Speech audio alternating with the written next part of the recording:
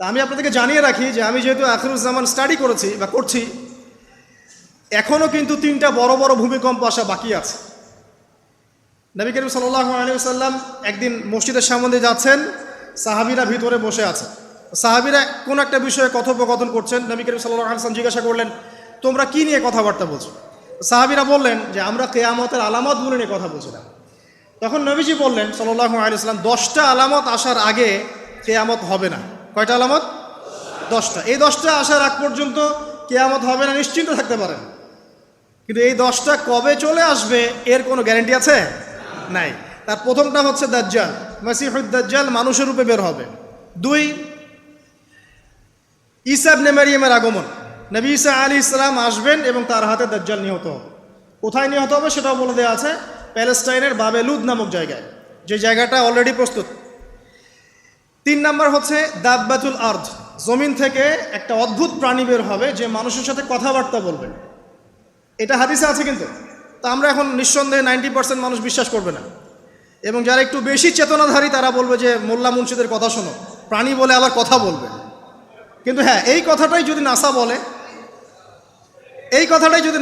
যে হ্যাঁ একটা প্রাণী আছে পৃথিবীর গভীরে, সে অচিরেই বের হবে এবং কথা বলবে, দেখবেন সবাই বিশ্বাস করছে।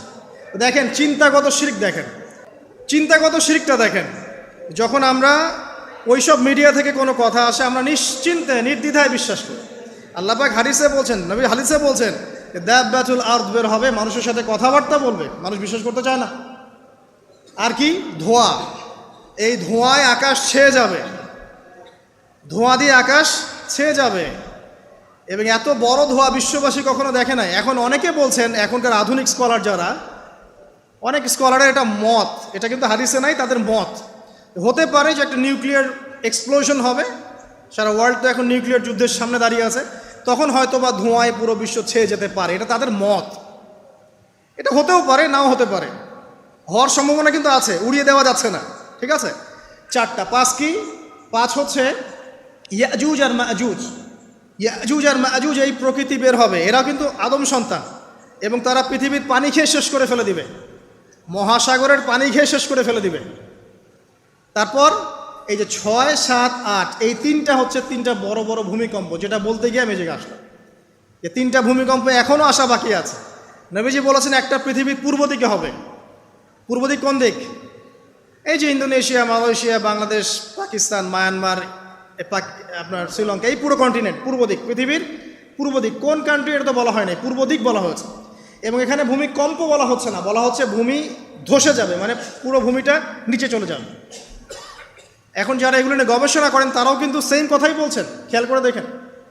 তারা হয়তো বিজ্ঞান দিয়ে ব্যাখ্যা করছেন, কিন্তু হাদিসে কিন্তু এটা বলা আছে। আরেকটা হচ্ছে পৃথিবীর পশ্চিম দিকে। আর পশ্চিম দিকে কেন হবে জানেন? সমকামিতার কারণে, সুদের কারণে, জেনার কারণে, পর্নোগ্রাফির কারণে, এবং সারা বিশ্বকে তারা যে জুলুমটা করছে, এই জুলুমের প্রতিফল হিসেবে আল্লাহ পাক ধসিয়ে দিবে। এর কোনো অস্তিত্বই থাকবে না।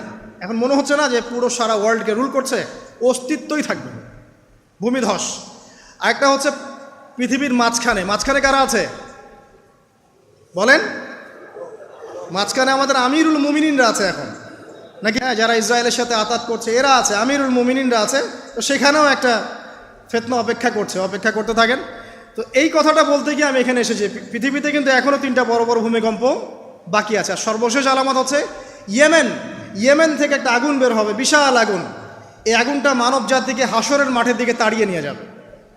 এই 10টা আলামত না আসা পর্যন্ত কিয়ামত হবে না। অতএব আপনি এখন রিল্যাক্সে নাকে তেল দিয়ে ঘুমান, নাকি ভাই?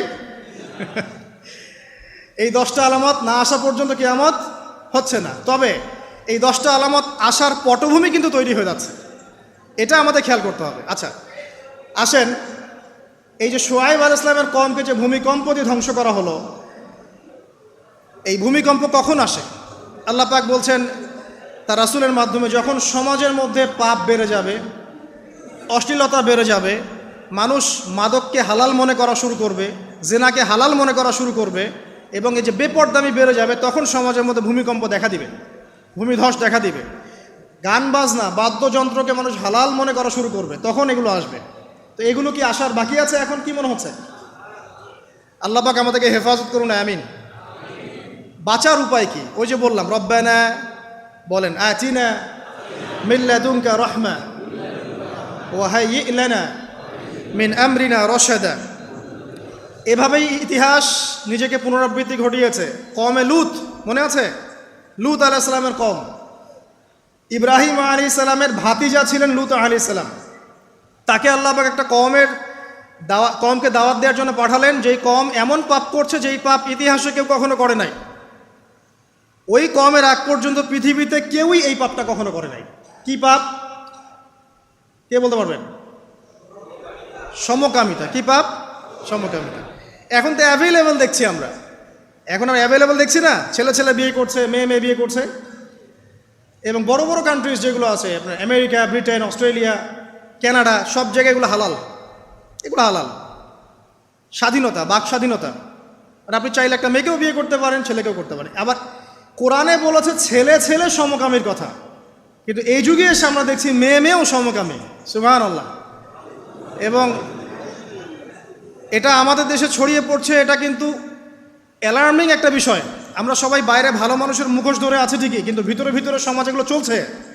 এগুলোকে যদি এখনই আমরা যদি এটাকে ডিফেন্ড করতে না পারি, তাহলে কিন্তু সমস্যা। আগামীতে দেখা যাবে যে আমাদের পরিবারের মধ্যে এগুলো ঢুকে যাচ্ছে, নাউজুবিল্লাহ। এখনকার জরিপ বলছে যে 20 থেকে 30 জন মানুষের মধ্যে একজন মনে করে যে সমকামিতা ভালো জিনিস বা এটা একটা স্বাধীনতা। আগে বলা হতো যে এটা একটা মানসিক রোগ। আপনি 10 বছর আগের ডাটা দেখেন আর 10 বছর পরের ডাটা দেখেন, এখন আপনাকে বলা হবে এটা একটা বাক স্বাধীনতা। আগে বলা হতো মানসিক রোগ। তো এই কওম ছিল কওমে লূত। আল্লাহ পাক এদেরকে এমনভাবে ধ্বংস করেছেন যেভাবে পৃথিবীতে কোনো কওমকে আল্লাহ পাক ধ্বংস করেন নাই, কাউকে না। কিভাবে? আল্লাহ পাক 2 জন ফেরেশতা পাঠিয়েছিলেন, জিবরাইল আলাইহিস সালাম এবং মিকাইল আলাইহিস সালাম।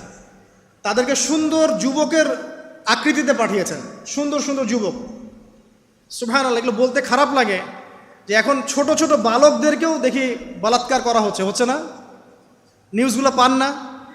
আর আমরা এটা জঘন্য প্রতিবাদ করছি। আসলে কোনো কোনো ক্ষেত্রে দেখা যায় যে ইসলামী কিছু প্রতিষ্ঠানের মধ্যে এই রোগ ঢুকে গেছে। তো এটা কিভাবে হলো, আসলে কিভাবে হয়েছে আমি আপনাকে বলছি। দেখেন, আমি আপনাকে মূল জায়গাটাতে বলছি। এই যে মানসিক বিকৃতি, অসুস্থতাটা হয়েছে অনলি পর্নোগ্রাফির কারণে, অনলি পর্নোগ্রাফি। কারণ পর্নোগ্রাফি দেখতে দেখতে সবাই বাসায় এগুলো ইন্টারনেটে আপনার ফোনে সবাই যখন দেখতে অভ্যস্ত হয়ে গেছে, তখন ইন্টারনালি আমরা সবাই পশু হয়ে গেছে। এখন সামনে যেই থাকে, একটা ছোট বাচ্চা থাক, ছোট মেয়ে থাকে, 5 বছরের মেয়েকে দেখলাম রেপ করে ফেলছে। 5 বছরের মেয়ে, 5 বছরের মেয়ে রেপ হয়েছে কোথায়?